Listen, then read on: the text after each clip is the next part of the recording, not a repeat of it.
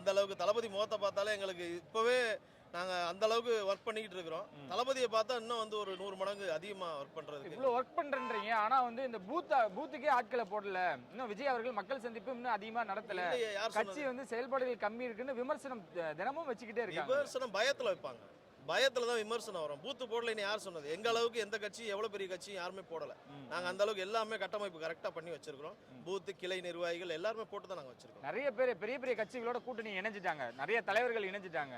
விஜய் அவர்கள் மட்டும் யாரோட கூட்டணின்னு சொல்ல மாட்டாங்க. கூட்டணி இருங்க, கூட்டணி எவ்வளோ பேரோட இணைஞ்சிருக்காங்க? எத்தனை கட்சியோட இணைஞ்சிருக்காங்க? இல்லை, பெரிய 2 கட்சிகளோட நிறைய பேர் இணைஞ்சிட்டாங்க. விஜய் அவர்கள் யார்கிட்ட இணைய? தமிழ்நாடு மக்கள் தொகை எவ்வளோ தெரியுதுல? மக்கள் கூட்டணியில் தான் நாங்கள் இருக்கிறோம். தமிழ்நாடு மக்களை எங்கள் கூட கூட்டணியாக இருக்கும்போது அவங்க எத்தனை கட்சி இணைஞ்சாலும் சீட்டுக்கும் பெட்டிக்கும் இணைகிறவங்க பெரிய அளவில் வெற்றி பெற முடியாது. மக்கள் கூட்டணி, மக்கள் மனசில் நாங்கள் இருக்கிறோம், மக்களோட நாங்கள் இருக்கிறோம், மக்கள் எங்களோட இருக்கிறாங்க. அப்படி இருக்கும்போது அதை விட பெரிய கூட்டணி இல்லை. இன்னும் கொஞ்சம் பொறுத்து இருந்து பார்ப்போமே. ஆனால் ஜனநாயக இஷ்யூ, சிபிஐ விசாரணை இதெல்லாம் தொடர்ந்து அடுத்தடுத்து விஜய் அவர்களுக்கு நடந்துகிட்டே இருக்கு அப்படின்றாங்க. அந்த அச்சுறுத்தல் கொடுத்து விஜய் அவர்களை கூட்டணிக்கு வர வைக்க முடியும். அச்சுறுத்தலாம் அடங்குற ஆளா எங்கள் தளபதி? அடங்கவே மாட்டார். அச்சுறுத்தி பார்க்கணும்னா அன்பை கொடுத்தா எது வேணாலும் நடக்கும். இது ஜனநாயகம் வந்து கண்டிப்பாக வரும். இது இவங்க எதிர்க்கிறதுலேருந்து எங்களுக்கு பல மடங்கு விளம்பரம் ஆகுது. எங்களுக்கு அதுவும் ஒரு வகையில் நல்லது தான். ஜனநாயகம் வரும்போது வரட்டும், எப்படி இருந்து வந்து தானே ஆகணும். எவ்வளோ தடை போட்டாலும் அவங்க அச்சுறுத்துறதுனால இங்கே யாரும் பயந்து போகிறது கிடையாது. பயந்தா தளபதி வந்து அரசியல் கட்சியை ஆரம்பிச்சிருக்க மாட்டாங்க.